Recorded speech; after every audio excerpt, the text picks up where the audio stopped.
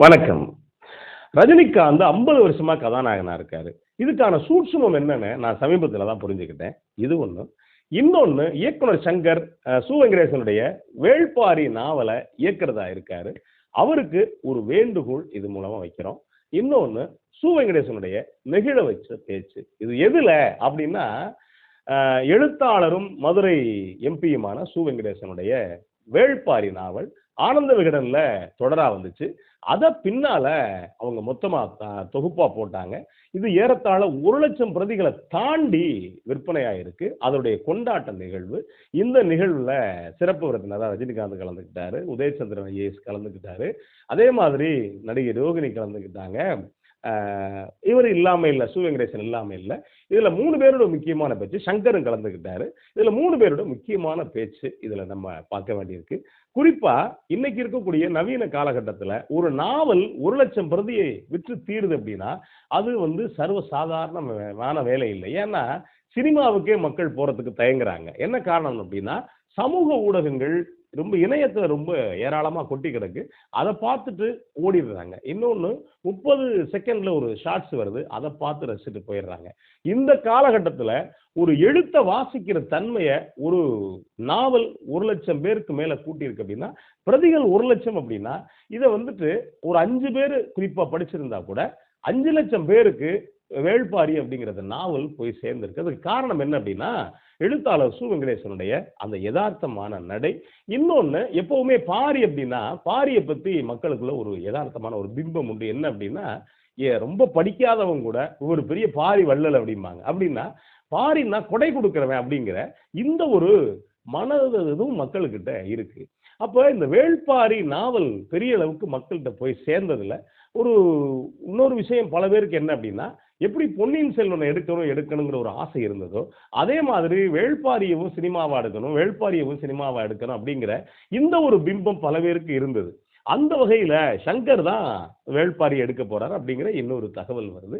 சங்கர பொறுத்தவரைக்கும் ஒரு பிரம்மாண்டமான இயக்குனர். எப்படிப்பட்ட இயக்குனர் அப்படின்னா, ஆரம்பத்துல முன்னாடி பிரம்மாண்டம் அப்படின்னா, சந்திரலேகா திரைப்படத்த சொல்லுவாங்க. யாருன்னா, இதே எஸ்.எஸ். வாசன், ஆனந்தவிகடனுடைய நிறுவனர். அவருடைய தயாரிப்புல வந்த அ அந்த சந்திரலேகா மிக பிரம்மாண்டமான ஒரு திரைப்படம். இப்ப நீங்க பார்த்தீங்கன்னா கூட, இத்தனை ஆண்டுகள் கழிச்சு இவ்வளவு பிரம்மாண்டமா அப்படின்னு பிரமிக்க வைக்கக்கூடிய அவ்வளவு பெரிய திரைப்படமா இருந்தது.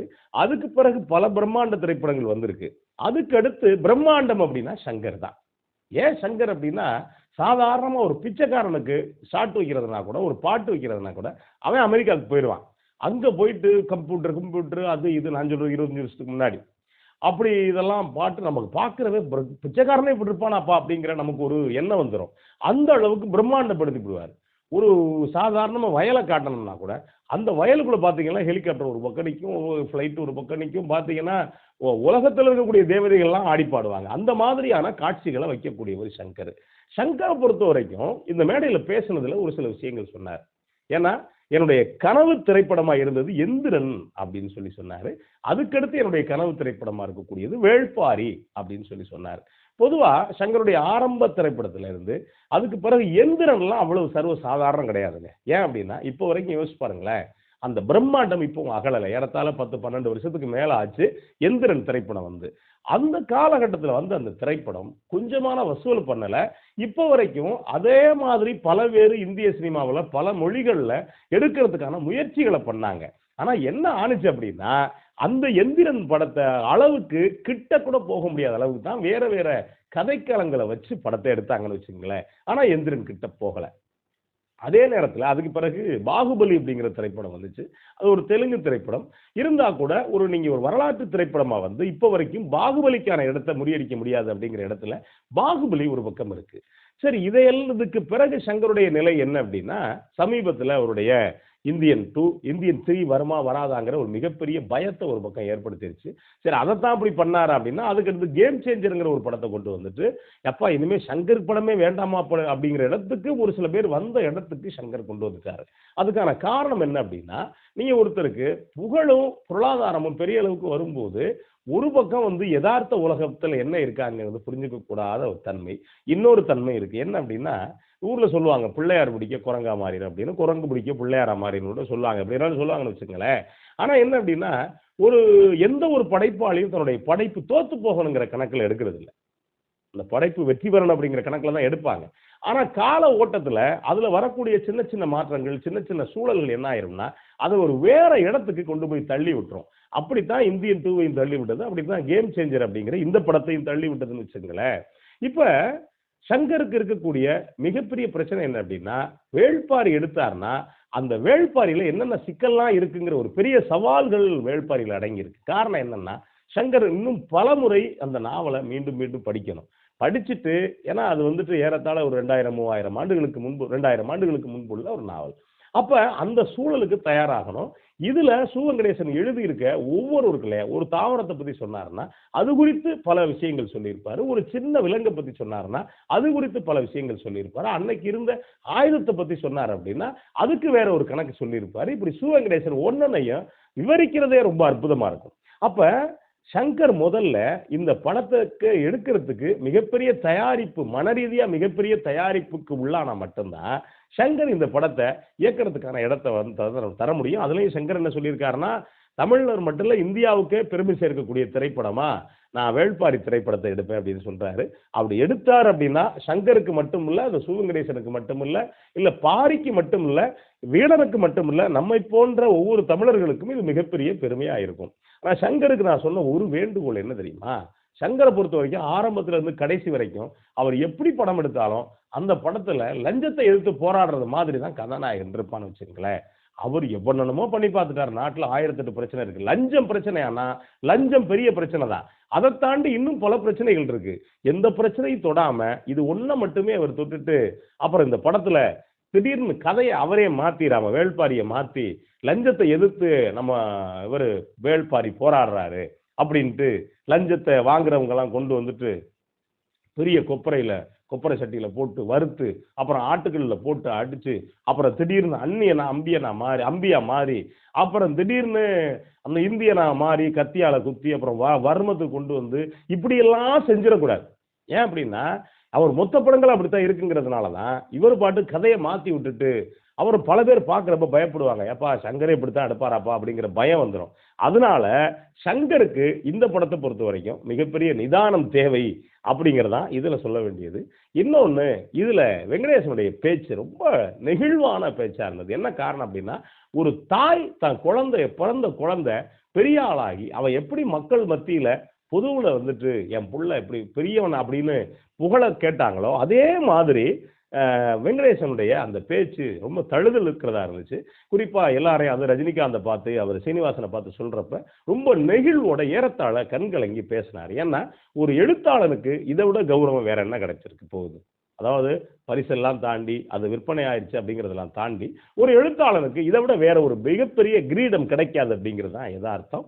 அதுலயும் வெங்கடேசனுடைய பேச்சுல ரொம்ப முக்கியமான விஷயங்கள் என்ன இருந்தது அப்படின்னா, அதையும் தாண்டி இன்னொரு இடத்துக்கு வெங்கடேசனுடைய பேச்சு அமைஞ்சது. குறிப்பா என்ன அப்படின்னா, வரையாடு குறித்து அவர் அந்த காணின்னு சொல்லுவாங்க. காணிங்கிறவங்க பொதுவா மலைப்பகுதியில் அந்த பகுதியில் இருக்கக்கூடிய எங்க அப்படின்னா புதுகை மலை பகுதியில் இருக்கக்கூடியவங்க.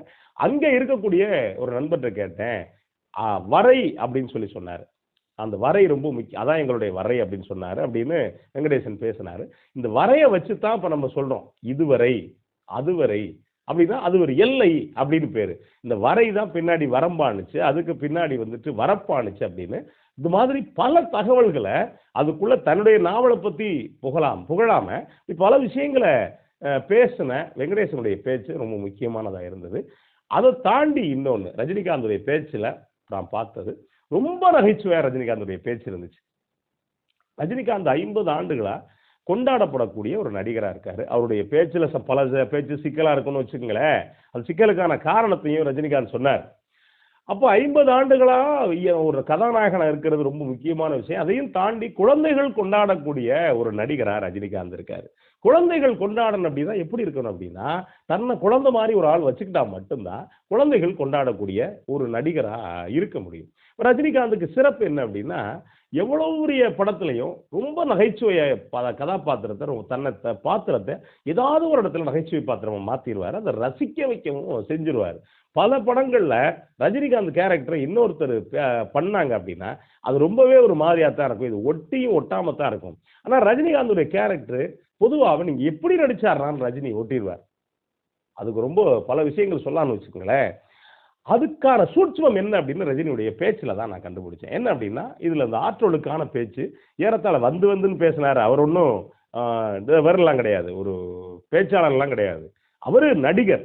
ஒரு நடிகர் இவ்வளவு அழகா பேச முடியுமா? இது முழுக்க முழுக்க ஏறத்தாழ 22 நிமிஷம் பேசியிருக்காரு. அதுல 15 நிமிஷம் கிட்டத்தட்ட நகைச்சுவை கலந்தே பேசினாரு. நகைச்சுவைனா ஸ்டாண்ட் அப் காமெடி கிடையாது. போற போக்குல என்ன சொல்ல முடியுமோ அதையெல்லாம் ரொம்ப அழகா சொல்லிட்டு போனாரு. அதுலயும் குறிப்பா அவர் பேசும்போது எப்படி ஒரு பேச்சு வேற மாதிரி ஜோடிக்கப்படுது அல்லது திரிக்கப்படுது அல்லது பேச்சுல பேச்சாளனே அதுக்கு இடம் கொடுக்குறான் அப்படிங்கிறது ஒரு அழகான இடத்தை சொன்னாரு. இதுக்கு முன்னாடி ஏவா வேலுடைய ஒரு புத்தகம் வெளியிட்டாங்க. அந்த வெளியீட்டுல ரஜினிகாந்த் கலந்துக்கிட்டாரு. ரஜினிகாந்த் பேசுறப்ப எதிர்த்தாப்புல துரைமுருகன் இருக்கப்ப ஓல்டு ஸ்டூடெண்ட் எல்லாம் அங்கேயே இருக்காங்க. 3 வருஷம் 4 வருஷம் 5 வருஷமா அப்படிங்கிற மாதிரி சொன்னார். அதோடைய சாராம்சம் என்ன அப்படின்னா, முன்னாடி இருக்கக்கூடிய அரசியல்வாதிகள் முதுமையான அரசியல்வாதிகள் கிளம்ப மாட்டேங்கிறாங்க, இளையவர்களுக்கு வழி விட மாட்டேங்கிறாங்க அப்படிங்கிறது மாதிரியான தொனியில பேசுறாரு. பேசுனது மிகப்பெரிய பிரச்சனையானுச்சு, பேசு பொருளானுச்சு, திமுகவுக்குள்ளே பிரச்சனை கிளப்புனுச்சு அப்படின்னு சொல்லாங்க. ரஜினிகாந்த் பெரிய அளவுக்கு இதுல விமர்சிக்கப்பட்டார். விமர்சிக்கப்பட்டதுக்கான காரணத்தையும் ரஜினிகாந்த் சொன்னார். என்ன அப்படின்னா, நான் இதோட சொல்லிட்டு இதையும் தாண்டி அவங்க தான் தூணா இருக்காங்க, அவங்க தான் ஒரு கட்சிக்கு அஸ்திவாரம், இவங்க தான் தூண் மட்டும் இல்ல, அவங்க தான் சிகரம் அப்படின்னு சொல்ல வந்தேன். இந்த நான் பேசுறப்ப ஆர்ப்பரிச்சு சிரிக்க ஆரம்பிச்சுட்டாங்க. அதுல இந்த மீதி சொன்னதை விட்டுட்டேன். விட்டதோட விளைவு தான் ஏகப்பட்ட பிரச்சனை ஆனிச்சு அப்படின்னு ரஜினிகாந்த் சொல்லிட்டாரு. மனம் திறந்து ரஜினிகாந்த் சொன்னார். இதுல நீங்க அந்த பேச்சை கேட்டு பார்த்தீங்க அப்படின்னா, இதுக்குள்ள ரஜினிகாந்துக்குள்ள நகைச்சுவை, இந்த மாண்பு அப்படிங்கிறது கொட்டி கிடக்கு. ஒரு சில பேர் பேசும்போது எப்படி பேசுவாங்கன்னா, ஒரு மாசம் தயாரிப்பாங்க. தயாரிச்சுட்டு அதுலயும் நீங்க பச்சை எழுத்துல எழுதியிருப்பாங்க, சிவப்பு எழுத்துல எழுதியிருப்பாங்க, மஞ்சள் எழுத்துல எழுதியிருப்பாங்க, வெள்ளை எழுத்து வாய்ப்பு இல்லை. இதெல்லாம் எழுதிட்டு இதையும் தாண்டி அவர்களே அவர்களே இப்படி எல்லாம் பேசுவாங்க. இப்படி எல்லாம் பேசினா அது ஒரு ஆற்றலுக்கான பேச்சு அப்படின்னு நினைப்பாங்க. ஆனா அப்படி இல்லாம ரஜினிகாந்தை பொறுத்த வரைக்கும் ஒரு பிறப்பால அவர் தமிழர் கிடையாது. அது குறை கூறுறதுக்காக சொல்லல. ஒரு பிறப்பால ஒருத்தன் தமிழனா இருந்தா இல்ல தமிழ்நாட்டுல சின்ன பிள்ளைகளே பிறந்துட்டான் அப்படின்னா அவனுக்கு இந்த மொழி சாத்தியப்பட்டிருக்கும். ஆனா அதையும் தாண்டி அவர் பிறப்பால பூர்வீகம் அவருக்கு மகாராஷ்டிரா, பிறந்து வளர்ந்தது எல்லாம் கர்நாடகாவில். ஆனா அதையும் தாண்டி தமிழ்நாட்டில் கோல வச்சிருக்கிறதுக்கு காரணம் ரஜினிகாந்துடைய நகைச்சுவை ஒன்று. இன்னொன்று, நம்ம பார்க்குற ரஜினிகாந்த் பெரும்பாலும் அப்பாவியான ரஜினிகாந்தா தான் இருப்பார். இதுக்குள்ள ரஜினிகாந்த் சொன்ன ஒரு விஷயம் என்ன அப்படின்னா, இதுல உதயச்சந்திரன் வந்திருக்காரு, ரோகிணி வந்திருக்காங்க, அதே மாதிரி சிவவெங்கடேசன் இருக்காரு, இவங்கெல்லாம் இருக்காங்க, இவங்கெல்லாம் அறிவாளிகள். ஒரு இந்த இடத்துல ஒரு அறிவாளியா இருக்கக்கூடிய சினிமாக்காரன் தான் வேணும் அப்படின்னா சிவகுமாரை கூப்பிட்டுக்கலாம். 6 மணி நேரம் பேசக்கூடிய ஒரு மகாபாரதத்திலிருந்து. அதே மாதிரி கமல்ஹாசன் மிகப்பெரிய அறிவாளி, அவரை கூப்பிட்டுருக்கலாம். நான் சாதாரண ஒரு 75 வயசு கிழவன் கண்ணாடியை மாத்தி போட்டு ஸ்லோ மோஷன் நடக்கூடிய என்னையா கூப்பிட்டீங்க அப்படின்னு தெரியல அப்படிங்கிற மாதிரி சொன்னார். அதுக்குள்ள ஒரு நகைச்சுவை இருந்துச்சுன்னு வச்சுங்களேன். ஆனா ரஜினிகாந்த் இது சொல்றதுக்கு பின்னாடி இன்னொன்று கவனிச்சு பார்த்தீங்கன்னா, நான் எந்தெந்த மாதிரியான புத்தகங்கள்லாம் படிச்சிருக்கேன் அப்படிங்கிறது ரஜினிகாந்த் சொன்னப்ப நமக்கே ரஜினி இவ்வளவு புத்தகங்கள் படிச்சிருக்காரா அப்படிங்கிற ஒரு எண்ணத்தை வச்சுச்சு. ஏன் அப்படின்னா, நிறைய பேர் கொஞ்சமா படிச்சுட்டு நிறையா நான் அதை படிச்சேன் இதை படிச்சேன்னு பேசுவாங்க. 20,000 புத்தகம் படித்தேன், 50,000 புத்தகம் படிச்சேன்னு சொல்றவங்களாம் இருப்பாங்க. ஆனா அதையும் தாண்டி ரஜினிகாந்த் இதுவரைக்கும் மேடைகள் நான் அப்படி படிச்சேன் இப்படி படிச்சேன்னு சொல்லலை. இப்ப சொல்றப்ப ரஜினிகாந்த் சொல்றப்ப ஆகா ரஜினி இவ்வளவு படிச்சிருக்காரா அப்படிங்கிற இதையும் நமக்குள்ள கொண்டு வந்துச்சு. ஒரு கலைஞன் தன்னை யதார்த்தமான கலைஞனா வச்சுக்கிட்டு ஆழ்ந்த படிப்போட இருந்தான் அப்படின்னா அந்த கலைஞன் ஏறத்தாழ மக்கள் மத்தியில கொண்டாடப்படுவான் அப்படிங்கிறதுக்கு ரஜினிகாந்த் மிகப்பெரிய உதாரணம். இப்பதான் நமக்கு முழுசா தெரியுது ரஜினியுடைய அந்த இயல்பும் ரஜினியுடைய அந்த வாசிப்பும் தான் இப்போ வரைக்கும் ரஜினிய கதாநாயகனா வச்சிருக்கு அப்படிங்கிறது யதார்த்தம். ரஜினிகாந்த் ஒருவேளை வேள்பாரியில் கூட நடிக்கிறதுக்கான வாய்ப்பு இருக்கும் அப்படின்னு நிறைய பேர் பேசுறாங்க. இதுக்கு முன்னாடி சூர்யா வேள்பாரியில் நடிக்கிறதுக்கான வாய்ப்பு இருக்கு அப்படின்னு சொல்லி பேசுறாங்க.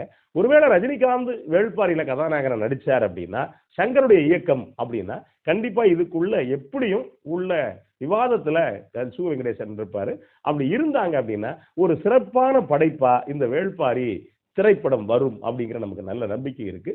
பார்ப்போம். நன்றி, வணக்கம்.